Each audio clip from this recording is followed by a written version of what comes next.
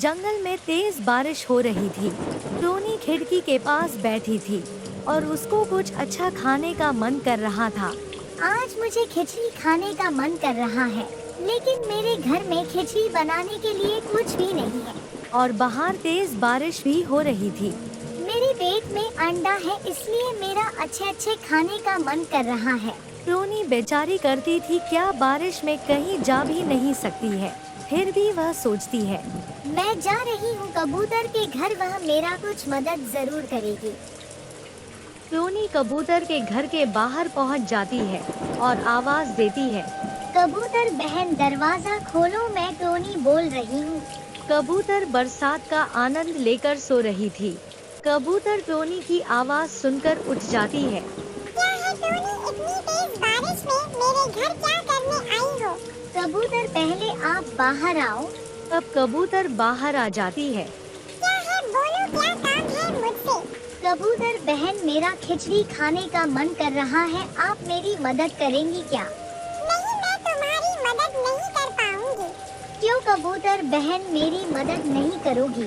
देख नहीं रही हो इतनी तेज बारिश हो रही है। इतनी बात बोलकर कबूतर अपने घर में चली जाती है और टोनी उदास होकर अपने घर चली आती है। घर में बैठकर टोनी सोच रही थी कि अब मैं क्या करूं, मेरी मदद और कौन कर सकता है? तब उसे ख्याल आता है कि मेरी मदद अब मोनू तोता कर सकता है। तब टोनी मोनू के घर की तरफ उड़ जाती है। तोते के घर के बाहर पहुंच जाती है। मोनू भी आराम से सो रहा था।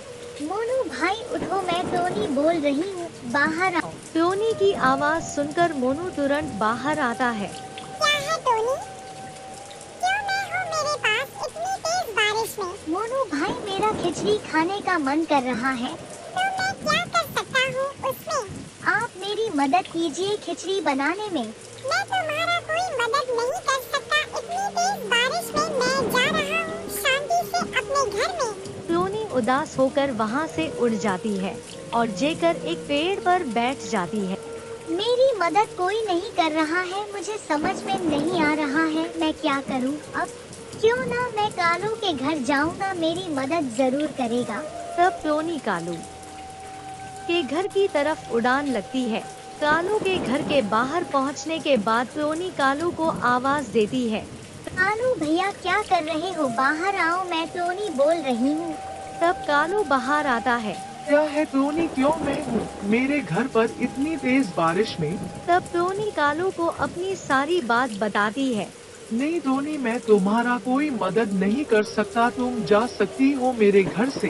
टोनी उदास होकर एक पत्थर पर जाकर बैठ जाती है और उसे कुछ समझ में नहीं आ रहा था और वह भूखी भी थी बहुत देर से।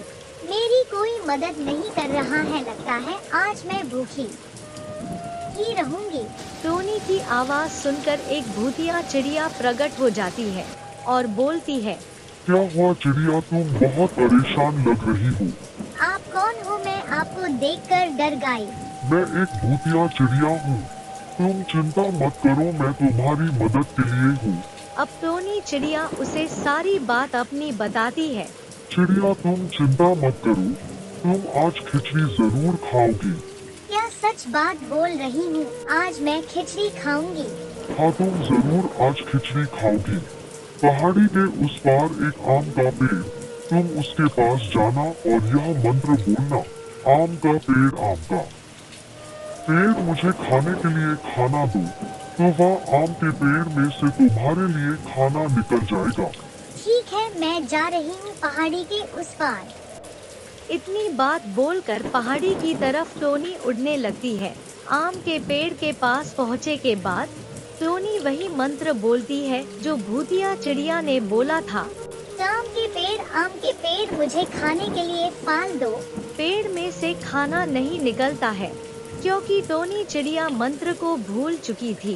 टोनी चिड़िया फिर से बोलती है, आम का पेड़ मुझे पानी दो। अब टोनी चिड़िया को पता चल गया था कि वह मंत्र भूल चुकी है।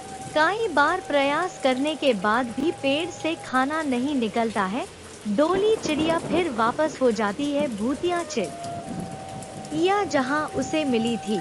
जाकर भूतिया चिड़िया को आवाज देती है। भूतिया चिड़िया आप प्रकट होइए।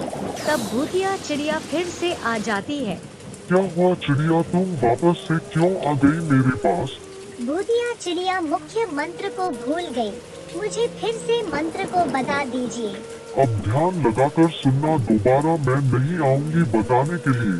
आम का पेड़ मुझे खाने के लिए खाना दो। ठीक है, अब तुम जाओ, ध्यान रखना, भूलना मत। टोनी फिर से उड़ान लगती है आम के पेड़ की तरफ। आम के पेड़ के पास पहुँचे बाद आम का पेड़ मुझे खाने के लिए खाना दो। मंत्र को सुनते ही आम के पेड़ में से अनाज की गट्ठर निकालते हैं।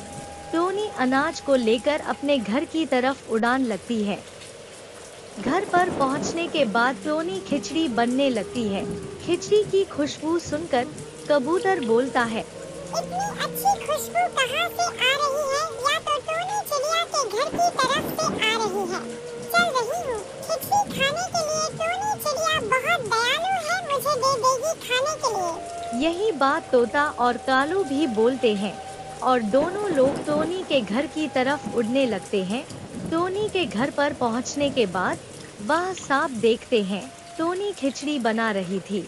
तब कालू बोलता है, क्या टोनी बहन हम लोगों को भी मिलेगी खिचड़ी खाने के लिए? क्यों नहीं मिलेगा कालू भैया, खिचड़ी बनाने दो, हम लोग सब लोग मिल बांट कर खाएंगे। खिचड़ी बन जाती है और चारों लोग मिल बांट कर खाने लगते हैं। टोनी के पास ज्यादा बार्टन नहीं था, एक ही बार्टन में निकल देती है खिचड़ी और सब लोग मिल बांट कर खाने लगते हैं। खिचड़ी खाने के बाद कालू बोलता है, टोनी बहन हम लोगों को माफ कर दीजिए, हम लोगों ने तुम्हारी मदद नहीं की, फिर भी आपने हम लोगों को खाने के लिए खिचड़ी दिया। कोई बात नहीं कालू भैया, ये सब तो होता जाता रहता है, आप चिंता मत कीजिए, मुझे बुरा नहीं लगेगा। कालू, तोता और कबूतर बहुत शर्मिंदा थे टोनी की यह बात सुनकर।